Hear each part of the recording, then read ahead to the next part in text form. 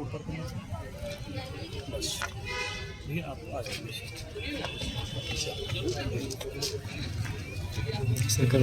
जी sir, परिचय देंगे और आज के कार्यक्रम को लेकर शुरुआत कैसे हुई थी और ये ज्ञापन कार्यक्रम कैसा रहा आंदोलन जन आक्रोश, इस पर संक्षिप्त में आप हमारे चैनल को बताएंगे। मैं अरविंद कच्छप, वैसे फिलहाल राष्ट्रीय क्रिश्चियन मोर्चा का राष्ट्रीय अध्यक्ष हूँ। साथ ही हम सभी लोग भारत मुक्ति मोर्चा के अलग अलग विंग के कार्यकर्ता हैं। आज जो जन आक्रोश रैली अंबिकापुर जिला सरगुजा छत्तीसगढ़ में निकाला गया, ये भारत के सभी जिलों में ये रैली आज निकाला गया। भारत मुक्ति मोर्चा, पिछड़ा वर्ग मोर्चा, राष्ट्रीय आदिवासी एकता परिषद, राष्ट्रीय क्रिश्चियन मोर्चा, राष्ट्रीय मुस्लिम मोर्चा, जहाँ पर संगठन का विस्तार है उसके हिसाब से सभी जगह पर रैलियाँ निकाली गई। उसी कार्यक्रम के तहत हम आज अंबिकापुर जिला सरगुजा छत्तीसगढ़ में ये रैली निकाले हुए हैं।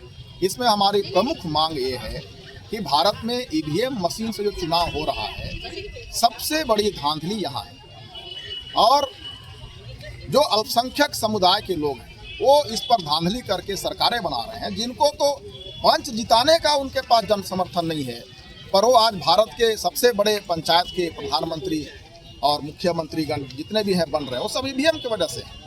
हम ईवीएम मशीन को हटाने के लिए और बैलेट पेपर से चुनाव कराने के लिए हम मांग कर रहे हैं और ईवीएम मशीन जब तक नहीं हटेगा ये हमारे आंदोलन धीरे धीरे और तेज होते जाएंगे और आज नहीं तो कल ईवीएम मशीन को देश से हटाना ही होगा। क्योंकि ईवीएम मशीन की वजह से आज खास करके भारत के जो मूल निवासी SC, ST, OBC और इनमें से जो अलग अलग धर्मों के मानने वाले लोग हैं, उनके संवैधानिक हक अधिकार पर प्रहार हो रहा है और वे कहीं ना कहीं हर क्षेत्र में पछाड़े जा रहे हैं, प्रताड़ित किए जा रहे हैं, कभी धर्म के नाम पे, कभी जाति के नाम से, कभी किस नाम से। तो ये सारे कुछ जो हो रहे हैं इसका मूल जड़ है ईवीएम मशीन। ईवीएम मशीन को हटाना होगा, इस आंदोलन का प्रमुख मांग ये है। दूसरा मांग ये है, जितने भी मूल निवासी समुदाय हैं जिसमें से पिछड़ा वर्ग मोर्चा या पिछड़ा वर्ग समुदाय जो 52% 1931 जो अंग्रेजों का शासन था उस समय जनगणना हुई थी, जिसका आंकड़ा हमारे पास है, उस समय 52% था।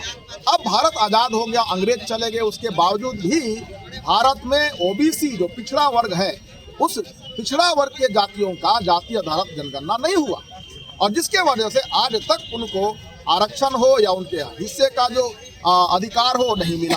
और इसीलिए इस आंदोलन के माध्यम से मैं OBC पिछड़ा वर्ग के हमारे भाइयों को ये कहना चाहूँगा कि OBC के लोगों को संगठित होकर के आंदोलन करना होगा और उनके अपने हक का जो हिस्सा है, उसका जो अपना हिस्सा है, अपना हक है, उसको लेना पड़ेगा।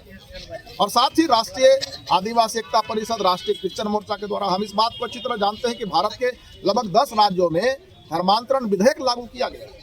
भाई, संविधान सभी धर्मों को समान नज़र से देखता है और सभी को अपने धर्म को मानने और आचरण करने का अधिकार संविधान देता है, लेकिन धर्मांतरण विधेयक अलग से ये काला कानून कहा जा सकता है। काला कानून बना करके भारत के मूल निवासियों को प्रताड़ित करने का कहीं न कहीं षड्यंत्र मात्र है। ये षड्यंत्र करके भारत के मूल निवासियों को धर्म के नाम पर कानून बना करके उनको परेशान कर रहे हैं, उनको तंग कर रहे हैं, उनको मारने पीटने का काम कर रहे हैं, उनके ऊपर FIR कर रहे हैं, जेल की सजा हो रही है।